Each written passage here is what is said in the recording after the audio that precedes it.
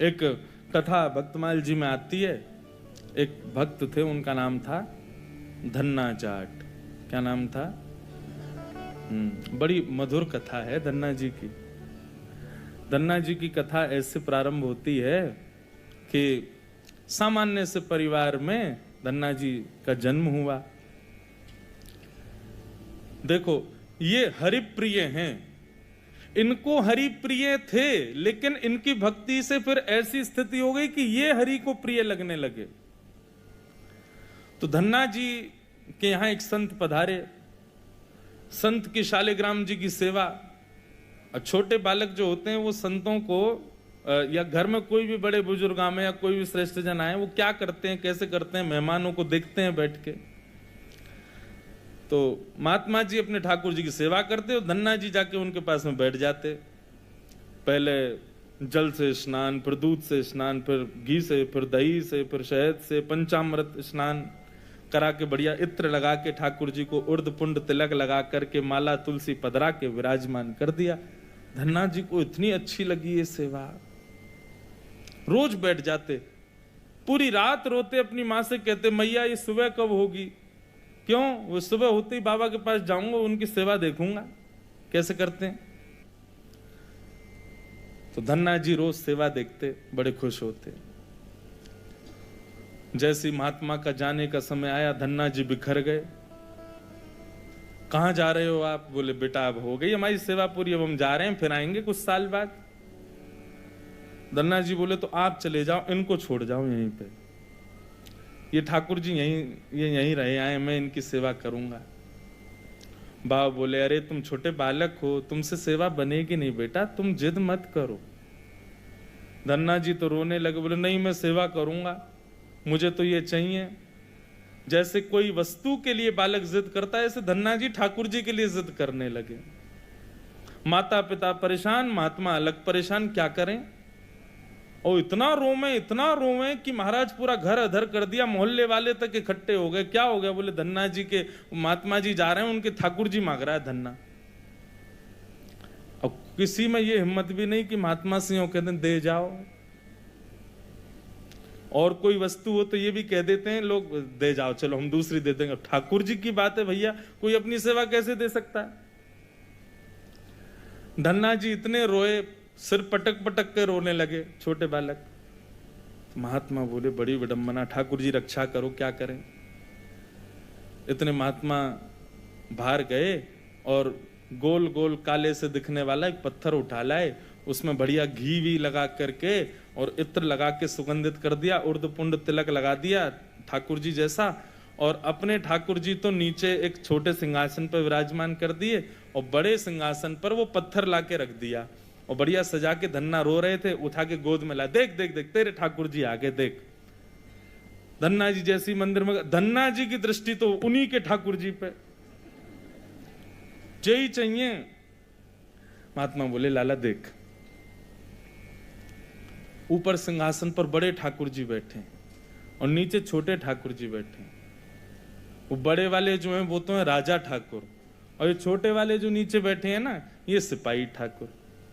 अब बता, मुझे तो राजा ठाकुर ज्यादा बढ़िया लग रहे हैं, मैं तो उनको ले जाऊंगा, लेकिन फिर याद रहियो जब जब मैं आऊंगा तब तब मेरे ठाकुर जी ऊपर बैठेंगे और तेरे वाले नीचे बैठेंगे, क्योंकि तू सिपाही ठाकुर जी मांग रहा है और मेरे ठाकुर जी तो राजा ठाकुर हैं।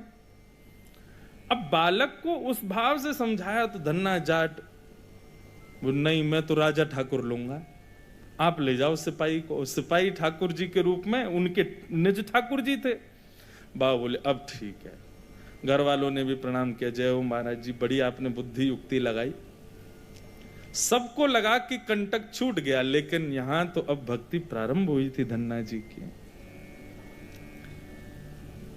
देखो, ठाकुर जी की सेवा के लिए जो व्यवस्था की प्रतीक्षा करते हैं, ठाकुर जी की सेवा के लिए अनुकूल समय की प्रतीक्षा करते हैं, उन लोगों के लिए प्रमाण है ये कथा।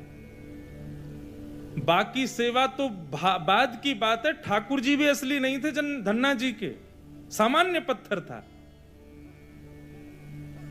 और धन्ना जी उनकी सेवा करते। रात भर मैया से कहते मैया पूजा की सामग्री मंगाओ ना, मुझे ठाकुर जी की सेवा करनी है। मैया कहती सुबह मंगा दूंगी, सुबह पीछे पड़ जाते, शाम को मंगा दूंगी, शाम को पीछे पड़ जाते, सुबह मंगा दूंगी, रोज टाल देती। एक दिन धन्ना जी अनशन पे बैठ गए, नन्हे से, भोजन नहीं करें, दूध नहीं पीवे, पानी नहीं पीवे। अब तो ये कि रात में सोए भी नहीं, मैया से बस ये कहें पूजा की सामग्री मंगाओ, पूजा की सामग्री मंगाओ। मां ने सहज भाव से कह दिया तेरे ठाकुर जी और तू इनका सेवक, सामग्री मैं क्यों लाऊं, अपने आप कर व्यवस्था। धन्ना जी निकल पड़े। महाराज पुष्प लियाए तोड़ करके, तुलसी लियाए, बढ़िया सुंदर माला बना ली। नन्हे से बालक ने जैसी उनको जैसे खेल खेल में सेवा करते वैसी सेवा करते थे। ठाकुर जी को तिलक लगाना है, कहां से तिलक लावे, तो बाहर गए, एक ईंट फूटी पड़ी थी लाल लाल, उसी ईंट को लाए, पानी में घोल घोल के घिस घिस के उसी से तिलक बना दिया। ईंट को घिस करके उसका तिलक श्री ठाकुर जी को लगाया। ऐसी सेवा करने लगे, अपने संगी रखें, अपने संगी सुलामें, संगी मतलब खेल खेल की सेवा थी केवल। घर वालों को लगता था कि भैया दुनिया के लोग खिलौने से खेलते हैं, हमारा धन्ना जो है ये पत्थर को ही भगवान समझ के खिलौना इनसे ही खेल रहा है, बड़ा होगा तो बुद्धि आ जाएगी। परंतु किसी को क्या पता था कि भैया ऐसा भक्ति का बीज पिरो दिया है धन्ना जी के हृदय में। धन्ना जी भोग लगाते और भोग लगाने के बाद में पर्दा लगा करके वहीं बैठ जाते और बैठ करके प्रतीक्षा करते कि ठाकुर जी पा रहे होंगे।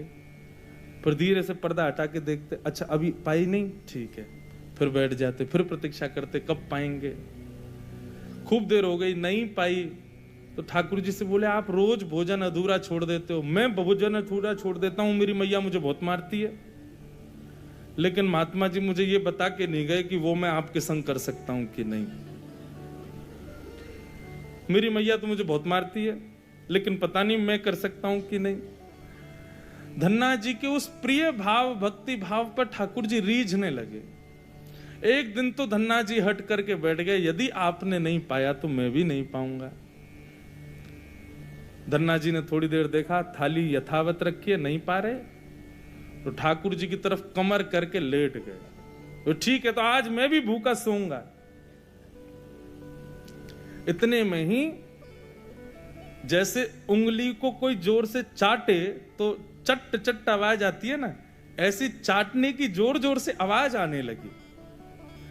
धन्ना जी बोले ये चप चप खा कौन रहा है, और ये ऐसे चटकारे ले ले करके कौन उंगली चाट रहा है। जैसे ही पर्दा हटा करके देखा तो नील माधव भगवान बैठ करके धन्ना जाट की उस थाली में से प्रसाद पा रहे थे। दर्शन किए जब श्याम सुंदर के, मोहित हो गए। ऐसा नील वरण ठाकुर जी का कटाक्ष नेत्र, बढ़िया सुंदर घुंघराले केशों की गूंद बना करके उसमें मोर पंख लगा रखा है।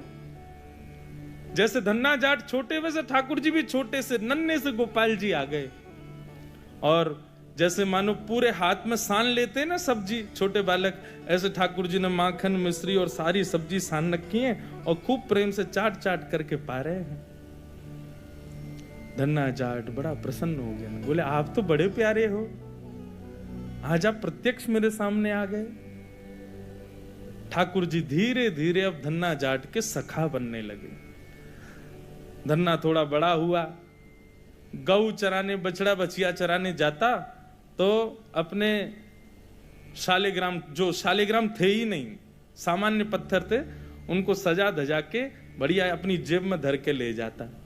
रास्ता भर उनसे बात करता, नीचे वृक्ष के नीचे बैठ करके ठाकुर जी, अब कोई नहीं है ठाकुर जी प्रकट हो जाओ, तो ठाकुर जी प्रकट हो जाते, धन्ना के साथ प्रेम से पाते। बंधुओं देखो इस कथा से क्या समझ में आ रहा है, धन्ना जी के भीतर ऐसा कौन सा गुण है जिस पर ठाकुर जी रीझ रहे हैं। दीनता। कल हमने एक सूत्र लिया था भक्ति में, अविचार। भगवत भक्ति में विचार नहीं करना है, जो करना है सो करना है। मन में बात आ गई तो बस ठाकुर जी को प्रस्तुत होनी चाहिए। पहला सूत्र। भक्ति का दूसरा सूत्र है दीनता। जितने सीधे, जितने दैन्य, जितनी दीनता में ठाकुर जी की भक्ति में रहोगे, ठाकुर जी उतने प्रसन्न रहेंगे। जितने चतुर बनने का प्रयास करोगे ठाकुर जी के सम्मुख, उतने ही ठाकुर जी दूर भागेंगे। जितना हो सके दीन रहो। ठाकुर जी की भक्ति में किसी भी प्रकार की चतुराई नहीं होनी चाहिए। दीन। धन्ना जी उन्हीं ठाकुर जी को लेकर के चले गए। ठाकुर जी आज बोले, धन्ना तू तो मेरी बड़ी सेवा करे, पर मेरो भी मन करे कि मैं भी तेरी सेवा करूं। सब लोग इधर देखो, कथा सुनो। धन्ना जी बोले, ठाकुर जी ये उचित नहीं है। आप भगवान हो, आप एक ईश्वर तत्व हो, आपकी सेवा हम करें अच्छा लगता है, पर आप हमारी सेवा करो, ये कहां की शोभा है। ठाकुर जी बोले, नहीं धन्ना हम तो तुम्हारी सेवा करेंगे, हमें बताओ हम क्या करें। और भैया ये भक्ति, ये भक्त भगवान वाली बात थोड़ी है। यहां तो सखा हैं, आप हमारे सखा हो, हम आपके सखा। सखा तो आपस में मिल बांट के सब काम करें। बता भैया धन्ना हम क्या करें। धन्ना जाट बोले, तो फिर एक काम करो, आप हमारी गैया चराओ। ठाकुर जी बोले, ये तो हमारे जन्म जन्म को काम है, ये तो हम बड़ी निपुणता से करेंगे। और बंधुओं यही होता, धन्ना जाट अपने घर से गैया लेके जाता और वन में जाकर के ठाकुर जी को जैसे ही बाहर पधराता, इतने में वृक्ष के पीछे से ठाकुर जी आ जाते और ठाकुर जी कहते, धन्ना अब तू जाके आराम कर, हम गैया चरा देंगे। और सारी गैया ठाकुर जी चराते। शाम का समय जब होता तब धन्ना जी जाते और जाके ठाकुर जी को दोबारा अपनी जेब में रख के गैया लेके आ जाते। एक दिन वो महात्मा आ गए जो धन्ना जी को वो पत्थर दे के गए थे। जैसे ही घर पे आए तो धन्ना जी लेटे थे। महात्मा आके बोले, और बताओ भाई धन्ना सब ठीक? अरे गुरुजी आए, गुरुजी जय हो, गुरुजी प्रणाम आपके चरणों में। और बताओ वो कहाँ हैं तुम्हारे राजा भगवान? बोले, भगवान तो गैया चरावे गए हैं अभी। ये समय तो गैया चराने का है ना, गैया चरावे जामे वो रोज। महात्मा बोले, देखो कुछ भी बोलता है, ये अभी बालक ही है, छोटा ही है अभी। माता पिता ही बोले, कहाँ बताएं, ऐसी या की सोच है, गैया ने छोड़ आवे, पता ना कहाँ शाम को ले आवे उन्हें। अरे गुरुजी ये लोग मानते नहीं है मेरी बात। भाई सब लोग विराजमान हो जाओ बस, हाँ बैठ जाओ। क्या बता रहा था मैं? हैं? हाँ गैया चरावे जावे। गुरुजी बोले, तो फिर वो शिला कहाँ है जो हमने तुमको दी थी? बोले, उन्हीं की तो कह रहा हूं गुरुजी, वो गैया चराने गए। गुरुजी बोले, ये तो कुछ भी कह रहा है। नहीं नहीं गुरुजी आप विराजो, मैं आपको एक एक बात बताऊं। और उसने सारी बातें बताई। ठाकुर जी कैसे चिटकारे लेके भोजन करते हैं, क्या क्या उससे बातें करते हैं, कैसे उसके संग खेलते हैं, कैसे उसकी पिद्दी पे चढ़ जाते हैं, वो ठाकुर जी की पिद्दी पे चढ़ जाता है। ऐसा मधुर भाव वो प्रस्तुत करे और गुरुजी बैठ के सुनते जाएं। बोले कि इतनी बड़ी बड़ी बातें झूठ में तो नहीं बोल सकता। बोले, गुरुजी मुझे पता है, माता पिता की तरह आप भी मुझ पे भरोसा नहीं कर रहे हो, आपको नहीं विश्वास, चलो मैं दिखाऊं आपको। अभी मेरे ठाकुर जी गैया चरा रहे हैं। गुरुजी को लेकर के वन में गया तो वन में गैयाएं चर रही थी। बोले, कहाँ है तेरे ठाकुर जी? अरे देखो वो दोहरी गैया के पीछे पीछे हाँक रहे हैं, वाकू पीछे पीछे चल रहे हैं वाक्य, देखो ठाकुर जी दिख तो रहे। गुरुजी बोले, हमको नहीं दिख रहे। धन्ना जी दौड़ के ठाकुर जी के पास गए। बोले, मेरे गुरुजी आए हैं, उनको दिख जाओ। भगवान बोले, उनको नहीं दिखेंगे हम बस तुमको ही दिखेंगे, तुम्हारे सखा हैं, तुमको दिखेंगे, सबको थोड़ी दिखेंगे। अरे भैया ऐसा मत करो। क्यों? बोले, आपको और मोको एक दूसरे से मिलवावे वाले तो गुरुजी हैं। गुरुजी यदि मुझको नहीं देके जाते आपको, तो आप मुझे कैसे मिलते? मेरे गुरुदेव हैं, इन्होंने ही तो मुझको दिया था आपको। ठाकुर जी रीझ गए, पुनः पुनः धन्ना को हृदय से लगाए। इसकी भक्ति, ऐसा भाव। इतने में ही नील माधव नीलमणि ठाकुर जी प्रकट हो गए। और जैसे ही प्रकट हुए, दूर खड़े गुरुदेव के एक एक रोम बिलखने लगा, रोने लगे और धन्ना के चरणों में प्रणाम किया। बोले हम सच्चे शालिग्राम से प्रकट नहीं कर पाए, तूने सामान्य पत्थर से प्रकट कर दिया ठाकुर जी को। हम अष्टयाम सेवा से प्रकट नहीं कर पाए और तूने सामान्य पत्थर घिस घिस के तिलक लगा के प्रकट कर दिया ठाकुर जी को। हम 56 भोग पधरा करके ठाकुर जी को प्रकट नहीं कर पाए, तू बेसर की रोटी खवा के ठाकुर जी को चटकारे दिलवाता है। हम यहां ठाकुर जी से प्रार्थना करते हैं, कभी त्रिभंग लली से सीधे लली भी बन जाओ, ने पूरे दिन यूं ही खड़े रहो, दर्द है जाता होगा, हाथ में ने हाथ सीधे कर लो। तू ठाकुर जी से गैया चरवा रहा है अपनी। धन्य है धन्ना तेरी भक्ति को। बंधुओं, ठाकुर जी को ऐसे प्रिय भाव अच्छे लगते हैं। आप नियम कितने करते हो, आप साधना कितनी करते हो, आप जप कितने करते हो, आप व्रत कितने करते हो, ये विशेष बात नहीं है, पर 10 मिनट भी ठाकुर जी के सन्मुख बैठते हो, किस भाव से बैठते हो, वो भाव प्रिय है। ठाकुर जी भाव का सेवन करते हैं। इतनी कथाएं सुनने के बाद भी, वृंदावन जाने के बाद भी, ऐसे संकीर्तन करने के बाद भी, तिलक लगाने के बाद भी यदि भाव प्रकट नहीं हुए तो कैसी भक्ति हमारी। समय व्यर्थ मत करो फिर भक्ति के पथ पर आके। अनुभूति हो, ठाकुर जी के ऐसे भाव प्रकट हो, तब हमारी भक्ति श्रेष्ठ है, तब हमारा तिलक लगाना श्रेष्ठ, हमारा एकादशी व्रत रखना श्रेष्ठ, हमारा गुरु मंत्र का जाप करना श्रेष्ठ। केवल नियम तक सीमित मत रहिए कि बस हमको नियम पूर्ण करना है, अपना हो गया काम, बस माला जपी छोड़े चल दिए काम को। नहीं, एक बात कहें, भक्ति में थोड़े हठीले बनो, ठाकुर जी से थोड़े थोड़े हट करो। नाथ, इतनी आयु होती जा रही है, हम बड़े होते जा रहे हैं, कब मिलोगे आप? बस 24 घंटे यूं ही बैठे रहोगे? हमको इससे सुख नहीं है। हमारे लिए तो आपको कुछ लीला तो करनी पड़ेगी, कभी कभी करो हट। सब भक्तों ने हट किया। आजकल लोग भक्त हट ही कहां करते हैं ठाकुर जी से।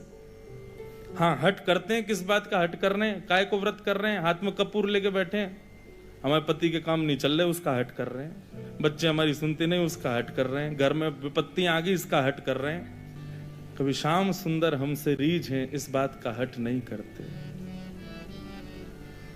बहुत प्रिय भाव है। श्याम सुंदर सदा हमको प्यारे रहे, हम उन्हीं के रहे, वो हमारे रहे। श्याम सुंदर सदा हमको प्यारे रहे, हम उन्हीं के रहे, वो हमारे रहे। श्याम सुंदर सदा हमको प्यारे रहे, हम उन्हीं के रहे, वो हमारे रहे। श्याम सुंदर सदा हमको प्यारे रहे, हम उन्हीं के रहे, वो हमारे। मोह माया की नदियाँ बही जा रही, मोह माया की नदियाँ बही जा रही, मन की ममता को खींचे चली जा रही, मन की ममता को खींचे चली जा रही, मन की ममता को खींचे चली जा रही, मन की ममता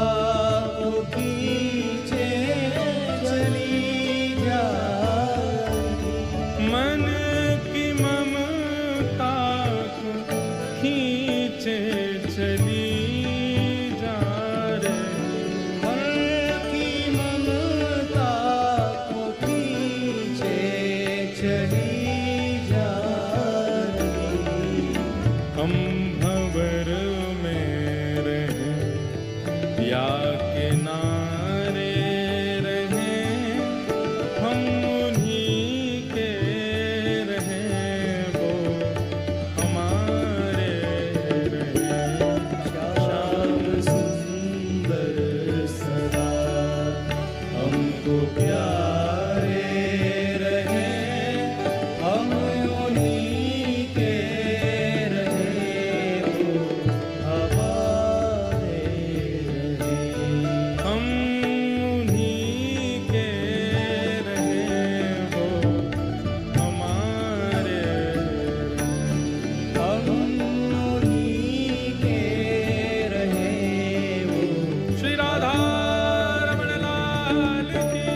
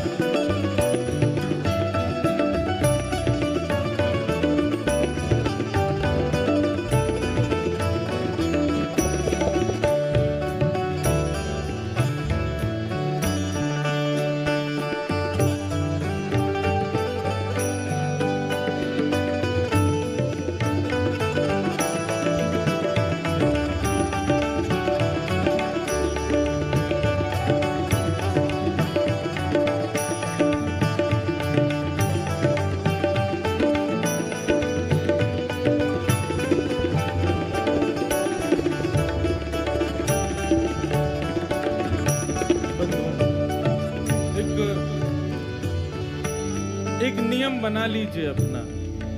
कोई और नियम आप करो ना करो आपके ऊपर है, पर हमारे हिसार आने की एक दक्षिणा हमको दे दीजिए। हमारी एक बात मान लीजिए, आज के बाद श्री राधा रमण जी से गैर संबंधी कोई भी वस्तु हो उसको स्वीकार मत करो।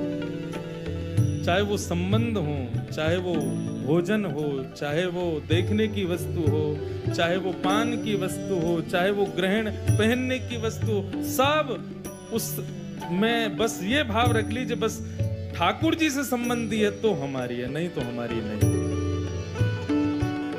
तजोरे मन हरि विमुखन को संग, जाके संग कुमति उपजत है, पड़त भजन में भंग। तजोरे मन हरि विमुखन को संग। वस्त्र ऐसे पहनो कि सब कहें कि हाँ भक्त है ठाकुर जी का। प्रसाद वही पाओ जो ठाकुर जी को निवेदित हो, देखो वही जो ठाकुर जी से संबंधी हो, सुनो वही जो ठाकुर जी के संबंध को प्रकट करता हो। हर वस्तु भगवत संबंधी स्वीकार करेंगे, ये नियम बना लीजिए। फिर भले ही आप व्रत ना भी कर पाओ चलेगा, फिर भले ही आप बाकी नियम ना भी कर पाओ चलेगा, परंतु इस नियम को स्वीकार करो। जिस डगर से मुरलिया की धुन आएगी, जिस डगर से मुरलिया की धुन आएगी, उस डगर पे उमरिया ये कट जाएगी। उस डगर पे उमरिया कट जाएगी। इस भाव का मतलब यही है, जिस पथ पर, जिस रास्ते में, जिस डगर में, जिस जीवन में कृष्ण संबंधी सब कुछ है, वहीं हम अपना जीवन व्यतीत करेंगे। बस जहां कृष्ण संबंधी चर्चा नहीं, कृष्ण संबंधी वस्तु नहीं, वहां नहीं रहना हमें। दर्शन को नैना तपे, वचन सुनन को कान, ओ मिलवे को हियरा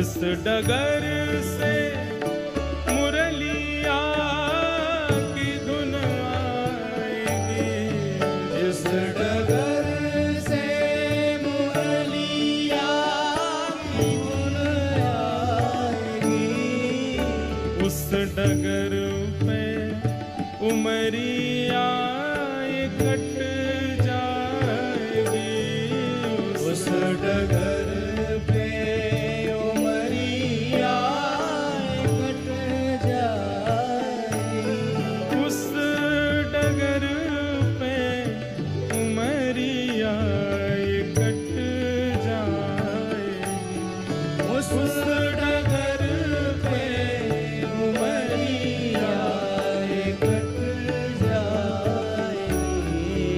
उनकी तस्वीर मन में बनाए रहे, हम उन्हीं के रहे, वो हमारे।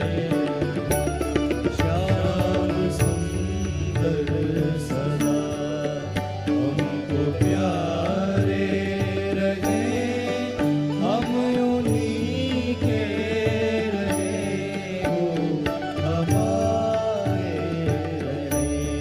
हम उन्हीं के रहे, वो हमारे। हम उन्हीं के रहे, वो हमारे रहे। उन्हीं के रहे, वो हमारे। हम उन्हीं के रहे, वो हमारे। बस हमें उनका प्रिय बनना है। वो तो सबके प्रिय हैं ही। वो तो राक्षस भी जब उनको देखते हैं तो उनको भी प्रिय लगने लगते हैं, पर हम उनके प्रिय बने। सूरदास को प्रिय ठाकुर जी लगते थे ऐसा नहीं कहते, संत जन कहते हैं सूरदास ठाकुर जी को प्रिय लगते थे। मीराबाई ठाकुर जी को प्रिय लगती थी, गोपियां ठाकुर जी को प्रिय लगती थी, गोपाल भट्ट गोस्वामी ठाकुर जी को प्रिय लगते थे, हितरवंश महाप्रभु ठाकुर जी के प्रिय थे। पर हमारे लिए क्या कहेंगे लोग? इनको ठाकुर जी अच्छे लगते हैं। हमारे लिए कोई क्यों नहीं कहता कि ये ठाकुर जी को प्रिय है? हमारे भजन की उपलब्धि इसी में कि हम ठाकुर जी के प्रिय बने। धन्ना के भक्ति भाव को संत ने प्रणाम किया, बोले कि हम तो भैया सच्चे शालिग्राम में से ना प्रकट कर पाए, तेने पत्थर में से प्रकट कर दिए।